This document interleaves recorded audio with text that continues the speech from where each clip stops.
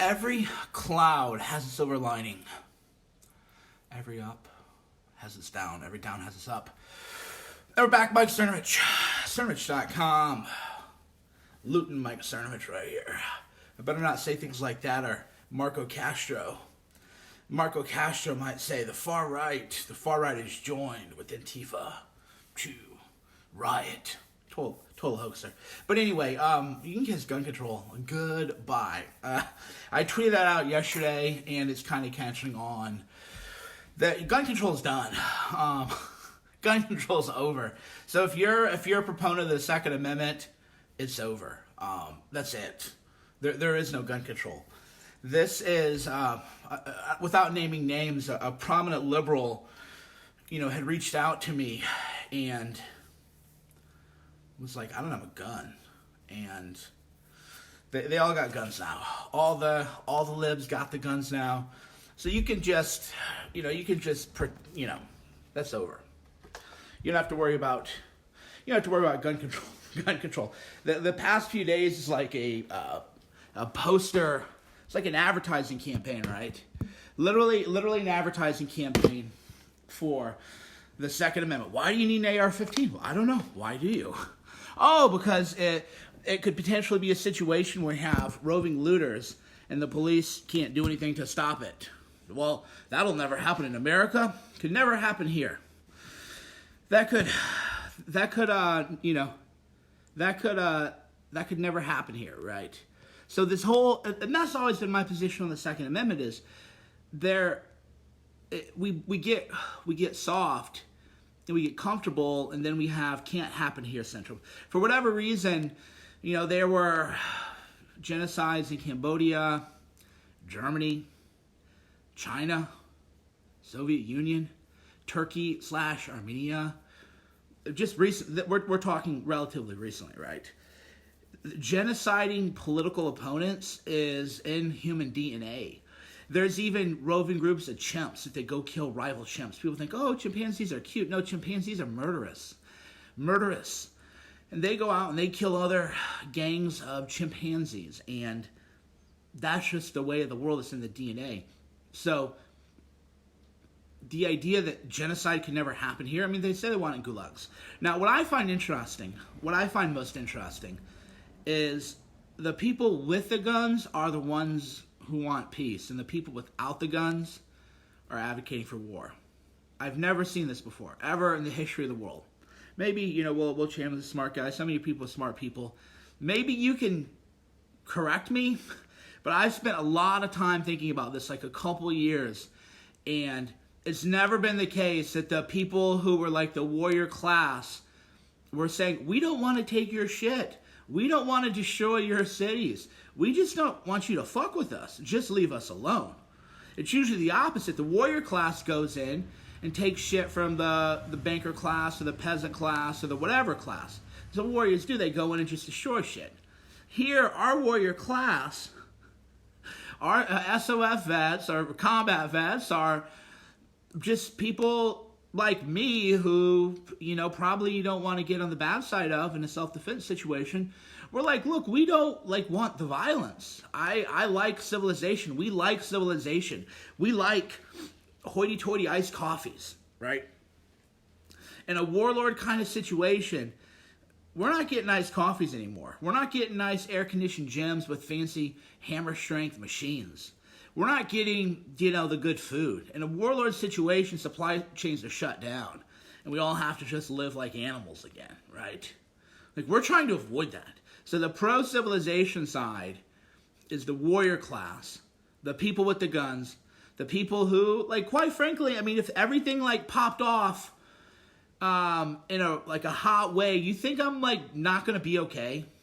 That's what these Antifa people, and especially these, media bros, my brain just can't register. It's like, oh, so you think that if shit goes hot, you're going to be putting a dog collar on me.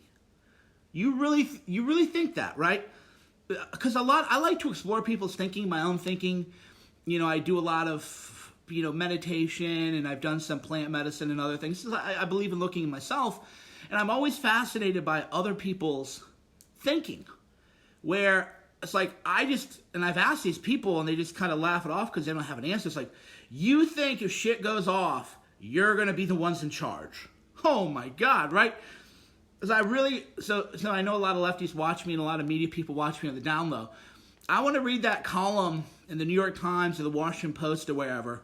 Here's why me, some guy who's never been in the military, never been in a fight, doesn't know how to use a gun, doesn't train MMA, BJJ, none of that. Here's why me and my horn-rimmed glasses, hipster journalist friends are going to put all of you people who have training into gulags. This is how we're going to do it.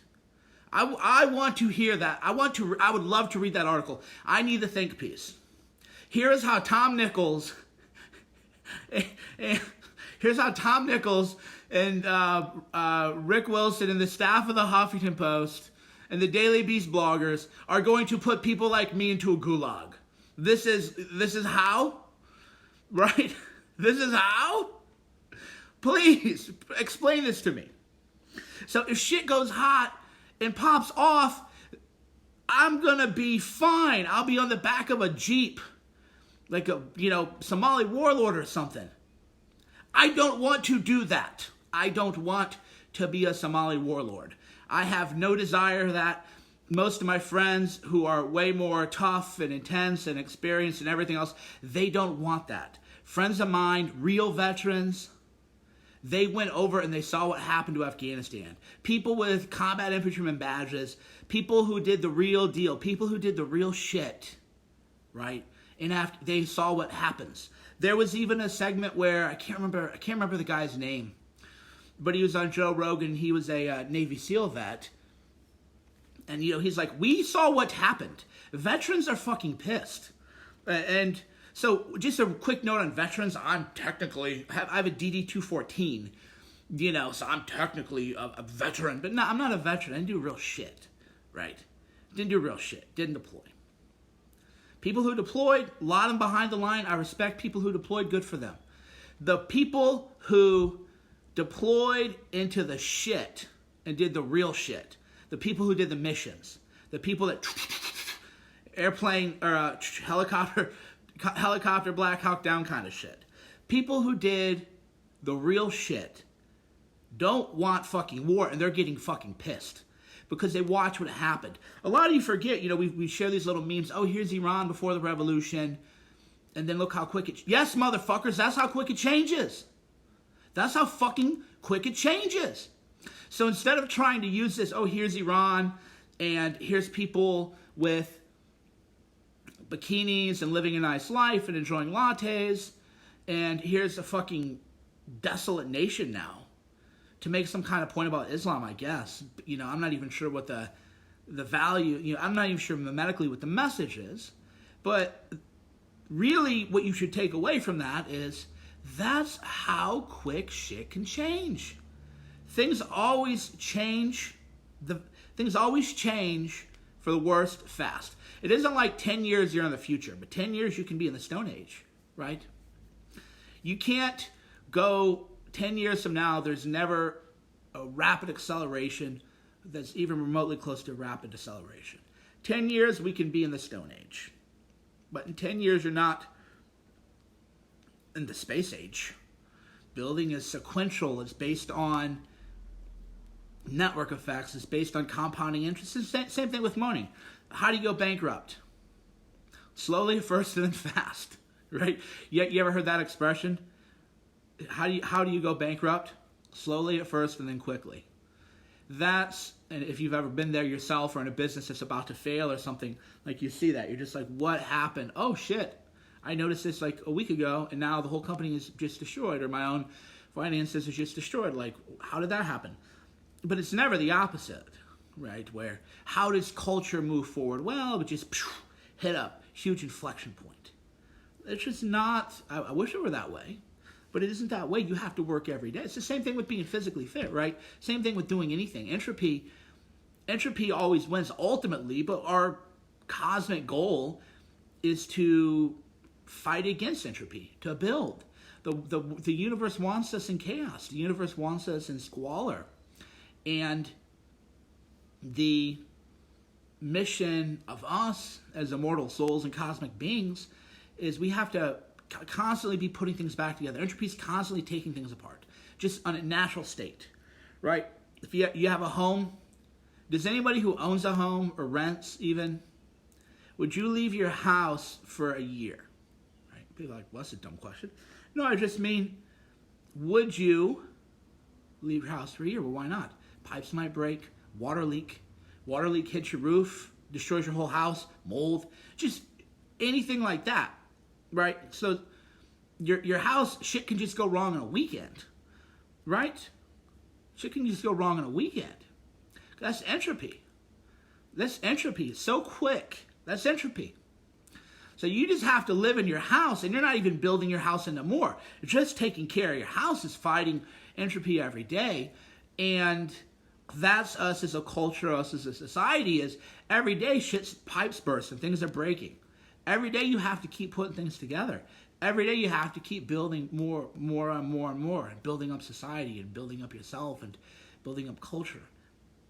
That's what you have to do every day. And once you quit building, it decays, and then it all goes away very, very quickly.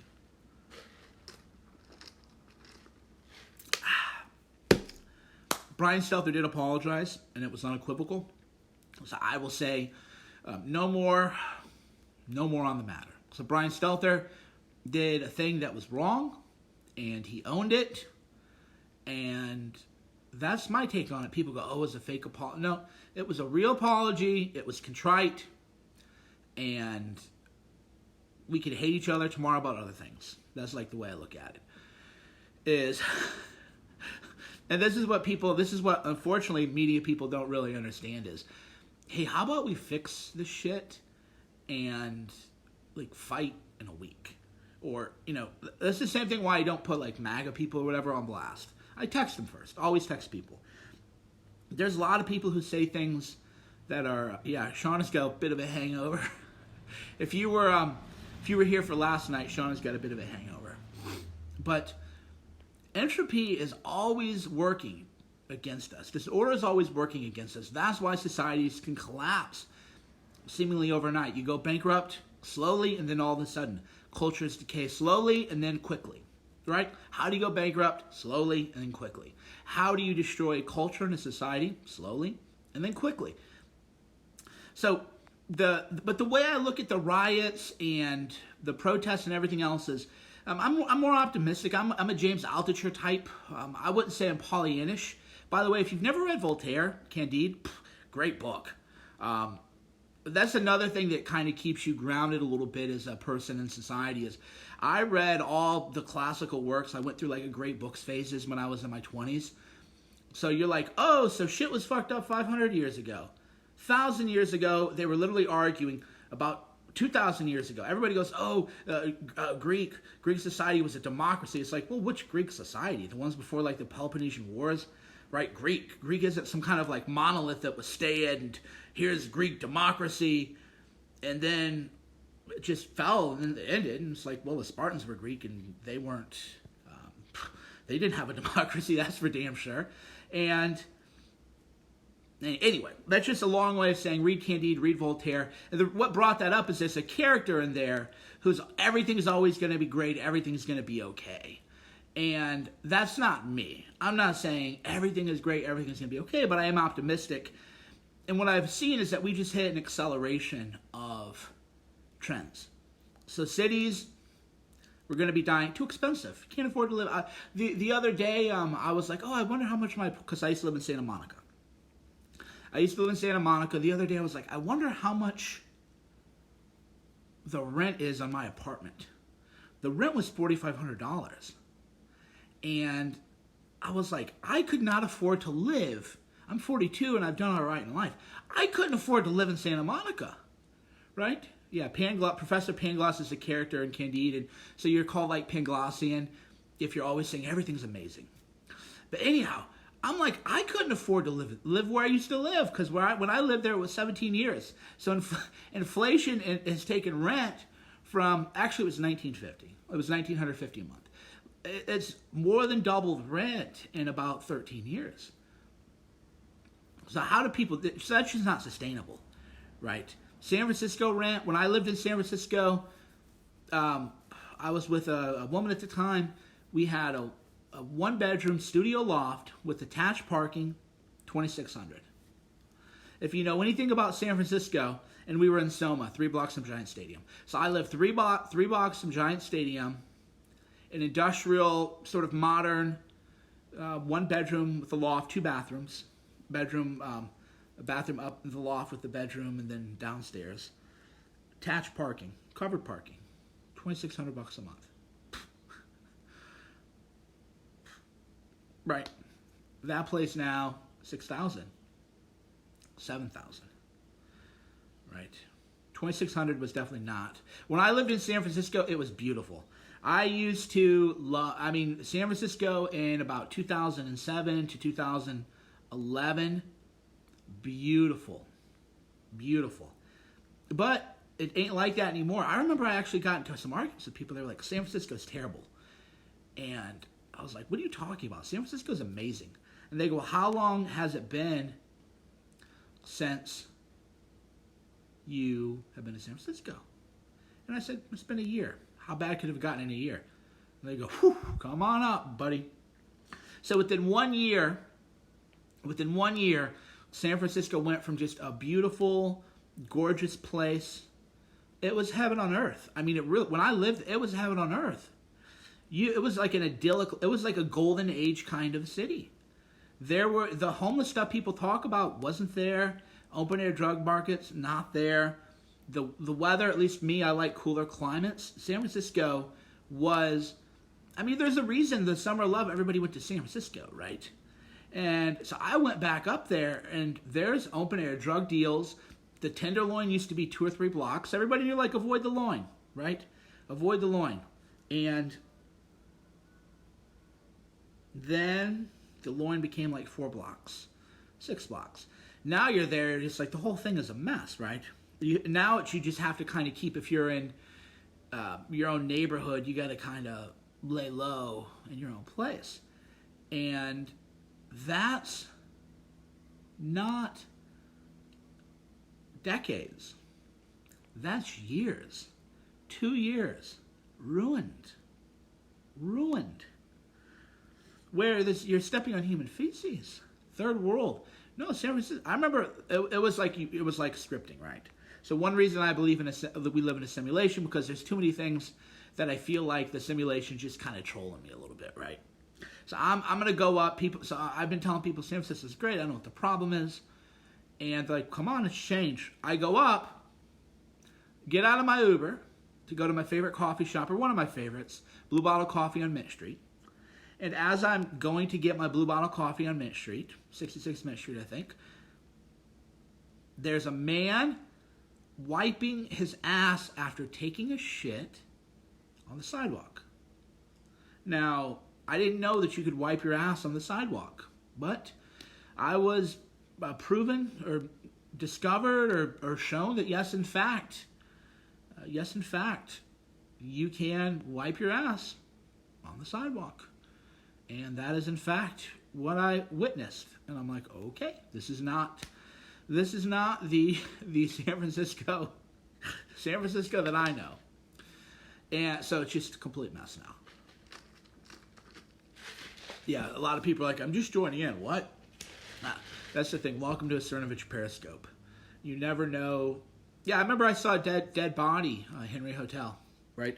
Driving. It was one of those things, when I haven't hit the range yet to write a great novel, but I'm working towards that way. And one scene that's kind of cemented in my head is, this is before Uber. So I'm in a taxi with, my girl at the time, and we're going to the ballet. And as we're driving down the ballet, you have to go through the Tenderloin to get to the Opera House. And we look over. What is that? Dead woman. Young girl, actually, 22, 23, 24. Henry Hotel. She either OD'd and fell off the roof or got thrown off the roof. The Henry Hotel is the kind of place where you don't know. Could be either. So the Henry Hotel was where all the druggies would go. And so this is early heroin. Another San Francisco story. this is too another just poignant moment in my life. Just poignant. So I'm living on California and Van Ness, which was, I think, it wasn't, I'm trying to think what the neighborhood was called. I get these little, Nob Hill. So I'm living in Nob Hill. Very nice, yuppie kind of area. And, yeah, it's not Russian Hill. Russian Hill was up a couple. It was Nob Hill. So I'm living in Nob Hill. And I walk, and I see a guy, I'm in my early 20s, and I see a guy walking in front of me. He looks just like me. And I was like, oh, I wonder what this guy's up to. He starts walking towards this Walgreens, and then just stops and sits down by the front of Walgreens. Like, shit, okay, I guess I just saw something. And he was at the time in, like, business casual attire. And I thought, shit, I wonder what happened to that guy, right? This is before I knew about drugs and fentanyl and everything else. So I was naive at the time. I see him sit there, what the hell, 2 months later, I'm out walking home from the bars off Finesse, Poison Ivy or one of those kind of bars, I forget what it's called. See the same guy digging through the trash. And I thought, that could be me. That could be anyone, right? He was just a respectable, mid-level kind of worker, but I didn't understand at the time about drug addiction or opiates or anything. In a lot of ways, I'm a very naive person, and not now, but younger I was very naive. And why was I naive? Because all I did was read classic books. So if you knew me when I was in college and law school, like all I did was read books, like Voltaire and Aristotle, Plato, novels and shit, right? Novels too, philosophy books, law books, that kind of thing. So I didn't know there was such a thing as like opioid crisis in America. I knew that there was something called meth land, and meth had been a big problem in the Midwest, but I didn't know about this new thing happening because I was just sheltered by myself, not sheltered by my parents, just sheltered by myself. And I saw someone day one, first day that he was in, just started begging, druggie. And then you see him, of course, digging through the trash in his mid to late 20s. Because at the time when I saw people like that, because again, this is my own naivety, I just thought they were lazy. I thought they were homeless. I used to think they were like homeless, right? And I was like, how can a man who's like physically well be homeless? What's wrong with these people? I didn't know they were druggies. And then, of course, I saw the pattern of how druggies, and you see them grifting on Twitter, right? That's why I always block these people. Here's my Cash App or whatever. It's like they burn through every person in their life, right? That's what junkies do. Oh, first they start borrowing money from friends and family, and then they don't pay it back, and the family figures out, oh, they're going to buy the drugs, and then they buy drugs, and they start stealing from family because they need the hit so bad, and then their friends and family eventually cut them off, and then now they end up on the streets, right? Now the streets. So now what you see like on the internet is just a bunch of, like when people hit me up for money, or like, here's my Cash App, it's like, you're an addict, and you burn through everyone else in your life. You need to go to rehab. You need to check your ass out. You need to quit the drugs, right? Because that's what you're doing. You're funding addiction. You're funding people who have burned through everyone in their life. And that's why they're hitting you up on Twitter with their Cash App. Because they blew through everyone. So you're not doing these people any kind of favor. You're not doing anything like good karma. You're enabling you're just being taken advantage of, frankly. That's ultimately what it is. It's like, hey, Dagny, you're just being taken advantage of. But that's what I do. It's like another junkies always got to lie, right? Junkies always got to lie. Oh yeah, my car broke down. I just need. No, I'm not referring to Pulte. Pulte's a good guy.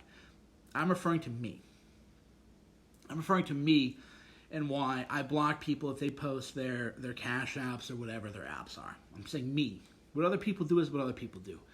And they always have some kind of story. Oh, I just need, $200 or da-da-da-da-da. It's always something, right? And then you go click over. I'm like, you're a junkie. You're a junkie.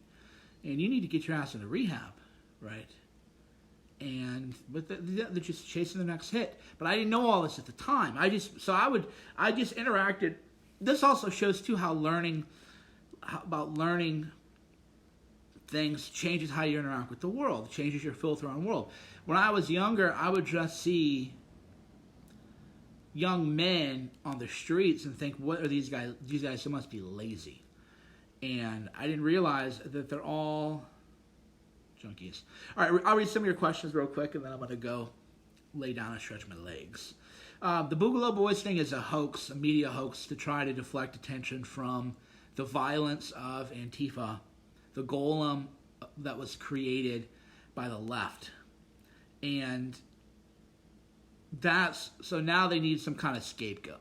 Rather than say, oh shit, we encouraged Antifa violence for years, and now they're like rioting and shit. This is a problem. So rather than just own that they created their own little monster and then changing course, which is what I did, in about 2016, I realized there were a lot of bad people around me. And I was like, I wonder if I enabled them. I wonder if I was somehow... Because this is what you do if you have personal responsibility. If you look around and you're like, wow, there's some fucking scumbags by me. Maybe I enabled. Maybe not. Maybe you're being taken advantage of.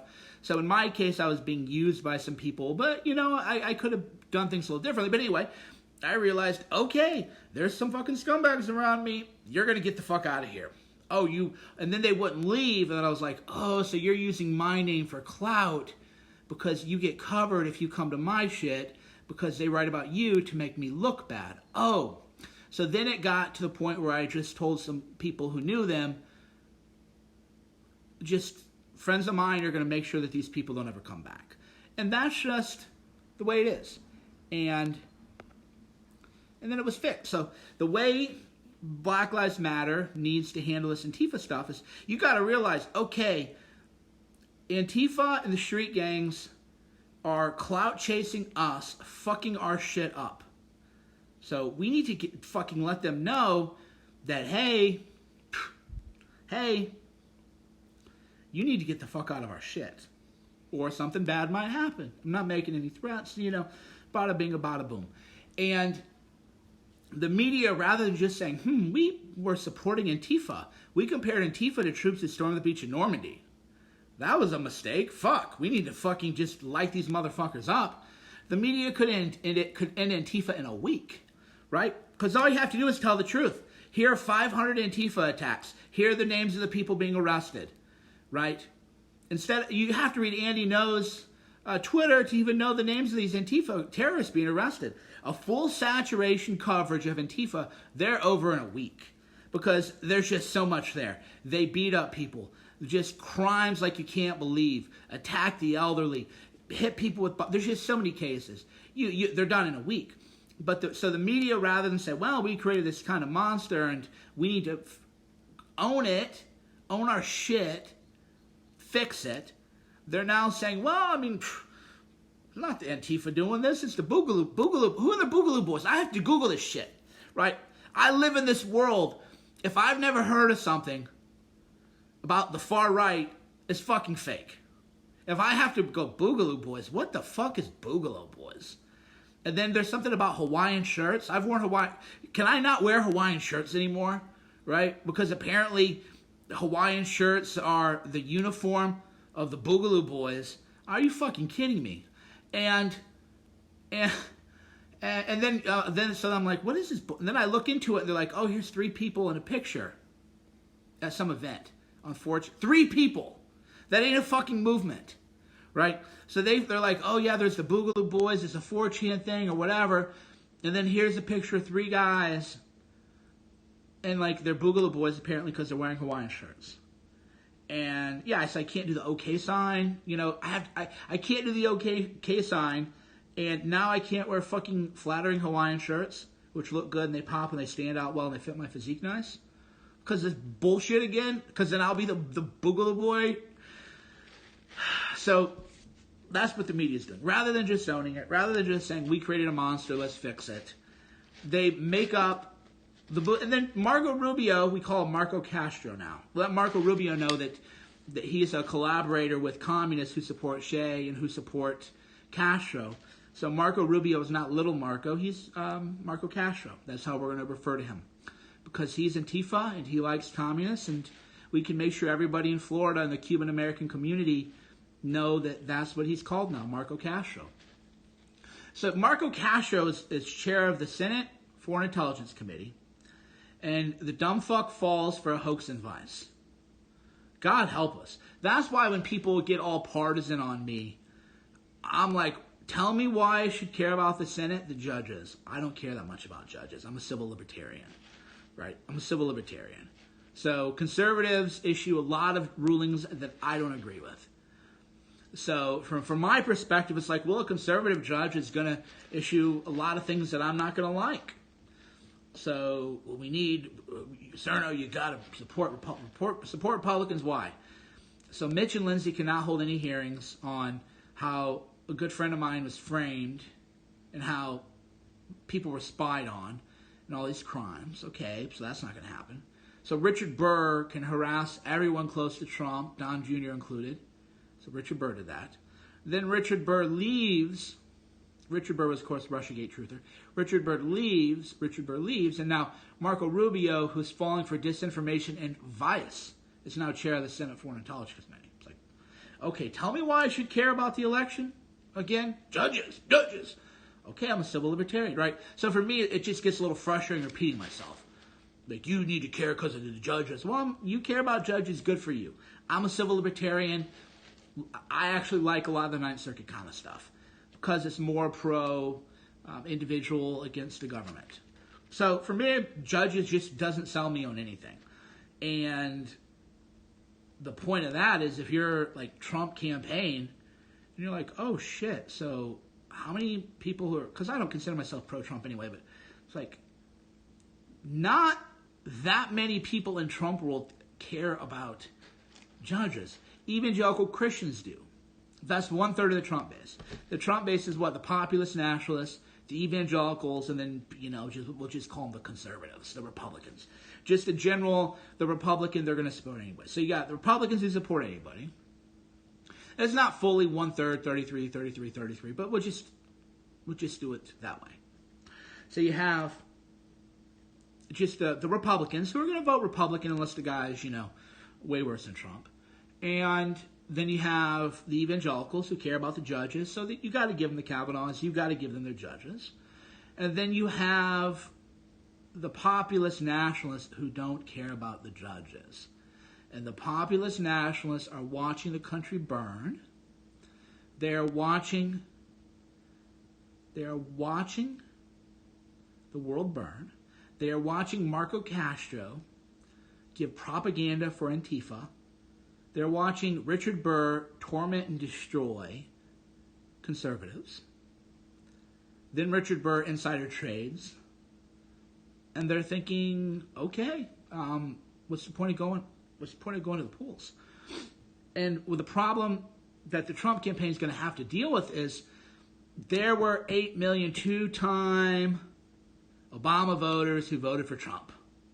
Right? Maybe not 8 million. Some people say 13. Some people say 4. We'll just put it this way. There are millions of two-time Obama voters who voted for Trump. They didn't vote for Trump because of judges. Kavanaugh, judges, Mitch reshaped. Yes, I was chapter president, law school of Federalist Society. I've been to the Federalist Society annual student convention where they train you how to be the Federalist. I've been in that whole world. So people, I just love how people who weren't even in the world that I was in fucking lecture me about shit. It's like, you've never even been in this world, bitch. I could have been a conservative. Like, I was in that world. And this is all verifiable. It's very easy to find what I was doing in 2015. And I left because I was like, these people are just all fucking pussies and I don't like them. That was just my perspective. Is like, I just don't like bitch-ass bitches. And most conservatives were just bitch-ass bitches. And I don't want to be around bitch-ass bitches. So I left all politics. Because I wasn't going to support the political party that supports banning guns. I wasn't going to support the political party that supports terrorism, that says you can't call Islamic terrorism radical jihad, even though in Saudi Arabia, Muslims there call it jihad, right? So my actual Muslim friends call it Islamic terror, But then in America, you can't call it that because you're Islamophobic. But the number one victim of jihadis are Muslim. So you're fucking dumb. And so on the one hand, I had to choose between weak or dumb. That was my choice. Dumb fucking Democrats who say you can't criticize Islamic terror because you're Islamophobic, even though Muslims are the number one victims of terrorists, and they call it jihad. So fucking dumb or fucking weak. People like Marco Rubio, who's on display. Right? Marco Rubio is like from Central Casting. From Central Casting. That's Marco Rubio. Just bitch-ass bitch. So I had to choose, dumb or weak. And I said, nobody. No one. I choose no one. I didn't vote for Mitt Romney. I think I voted just so if I ever ran for office, I can say I had a perfect voting record.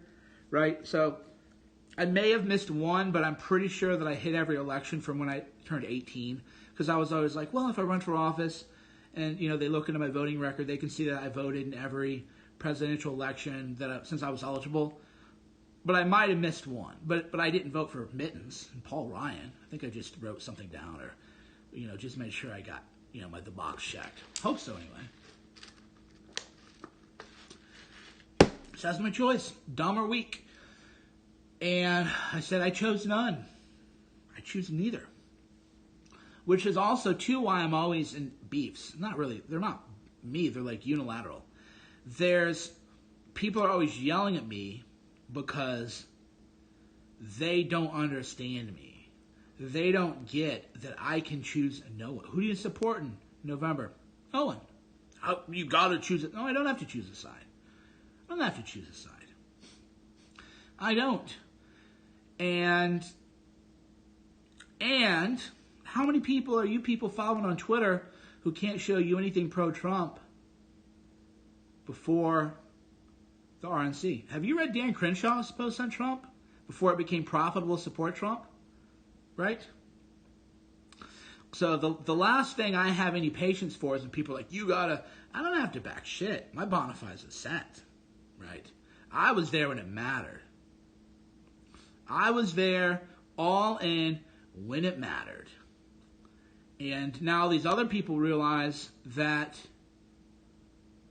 they can make a lot of money doing this. So now they're like, oh, they support him, but they don't know anything.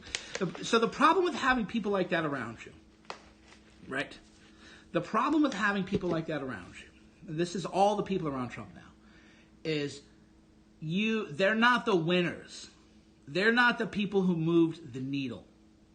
They're not the people who were around when it mattered.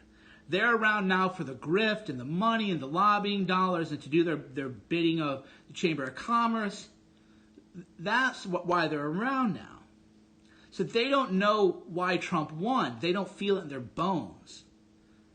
That's why they're giving such terrible advice and why they keep staple a green card to a diploma.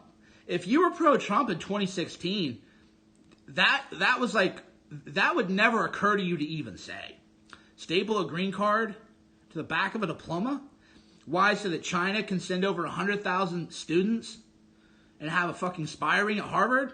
Have you been reading those university arrests? Right? And then we can give a green card to a bunch of spies that the Communist Party in China fund. Great idea. That's the kind of things people who didn't support Trump in 2015 and 2016 think, well, that's a good idea. Because they don't have any receipts. Well, the receipts are all they hated Trump. Trump's a bad guy. He's mortifying. He's so moral, blah, blah, blah, blah, blah, But that would just never even occur to me. Like, oh, yeah, let's give a green card to Saudi college grads? Like the Pensacola shooting? Right? So the people around Trump now aren't the people who won the election. The people around Trump now are the grifters and the people getting that good money, and good for them. But my country's burning. My loyalty goes beyond. I supported Trump because he was useful to make America great again. That's the only reason. I don't admire the guy. I could have met him. Have I met Trump in person? Is there a picture of me with Trump in person? Is there a picture of me with Trump in person? Have I ever tried to get VIP access? You think I couldn't get a picture with Trump? I've been at things where he was there. I'm just like, whatever. What do I need to shake his hand to get a picture? I know I met the president of the United States. Met the president. I don't fucking care. Right? I don't fucking care about Trump. Oh, he's so cool. I just love him so much. He's the man. I've never. It's not me. He was useful to potentially make him, and he has. The wars are good. Trump's done a lot of good. We would be in World War III with Syria by now had Hillary Clinton won. So that's just the way it is. But I don't back him because I'm some kind of cult of personality. I just really love him, and like the Beatles mania or something, right? There's no Beatles mania here. And he needs to do, this is my country. So when I criticize Trump, this is my country burning. This is my country crying out. Energy. That's why I've been scoping more, because I feel the energy in my country in the way that none of these people do, right? That's why people are like, oh, you haven't streamed for like 3 weeks. No, because the energy of the country was different. Now I feel that my country is yearning and crying out, and I'm here for my country when it matters. And so that's why I've been streaming more. And then once we, get through this, then I'll quit streaming, because I don't need to stream every day either, right? That's the whole thing. This is why I always laugh. People think they understand me, right? You think I couldn't be way bigger than I am?